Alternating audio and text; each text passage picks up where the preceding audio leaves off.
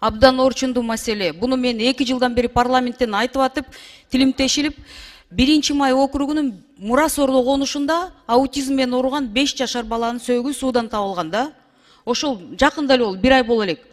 Ошону деген парламенттен 2 жылдан бери Мурас Ордо, Калыс Ордонун тегерегинде көлмөлөр жөнүндө сөз кылсам, мэрияга же тиешеси эмес экен, анан Чүй областына тиешелүү деп аяка теп атышат. Чүй областынын губернатору кабыл алып, айыл чарба министрлигинде көлмөлөр ошолорго тиешелүү деп, айыл чарба министрлигинде мына 2 жылдык перепискам бар. Мына эми мындай катты айыл чарба министри жөнөтүп атат да.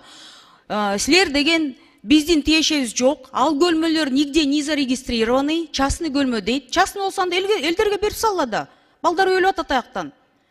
Же элге беришпейт, же чечпейт, и комиссиясы мына мен бар деп ызычуу салгандан кийин комиссия барыптыр. Межвет комиссия түзүлдү. 1 жылдан бери түзүлгөн комиссиясы. Барып алып туруп аяктан наоборот элди күнөөлөп, Бакиевдин убагында силер захватчиксиңер, ушу незаконно жашап атасыңар деп ошентип элге ким айтат? Акыл эси орундабы? Элдерди күнөөлөп зачем?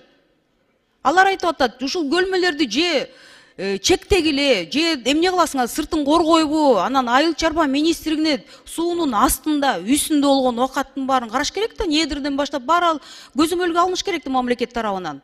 Анан частниктер бизге отношениясы жок, регистрациясы жок деп мына мага катта жазып атышат да. Уят да. Эл ызычуу болуп атат тиякта, биздин балдарыбыз өлүп атат, биз тетек алыскы немеде жашаган жокпуз да, мына Бишкектин түбүндөгү Мурас Ордо деп атат. Аутист бала. Ана малоимущий семьянын баласы экен. Ал багыш энесинин үнү эч кимге жеткен жок. Ушу улам айтасың, анан ызычуу чыгармайынча деген өкмөт жаман көрөсүңөр айтып атсам. Бакыт Эргешевич, пожалуйста, эми сиз азыр мына айыл чарба министри болдуңуздар. Барып келгилечи лично. Көп нерсени шаарда болуп жаткан нерселер мүмкүн жетишпей атасыңар, түшүнүп атам. Бирок алар шаарга да карабайт дейт, чүйгө да карабайт дейт. Силер вообще орто жолдон барып туруп өзүңөр чечишкиле алар менен деп. Эми эл деген эртеси мына чогулуп туруп, ошол жеке менчиктеги ким экен? Жеке менчиктеги оокатты мамлекет көзөмөлгө алат.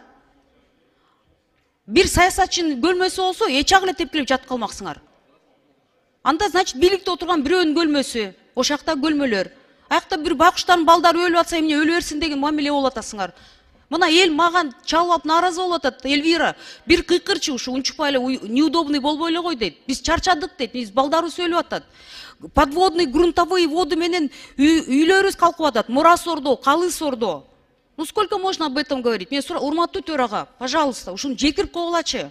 Эртеси мына ак үйдүн астына келсе, анан Элвира чакырды деп мени жаман көрбөгүлө. Мага мына канчадан бери, они 2 жылдан бери айтып атышат. 2 жылдан бери.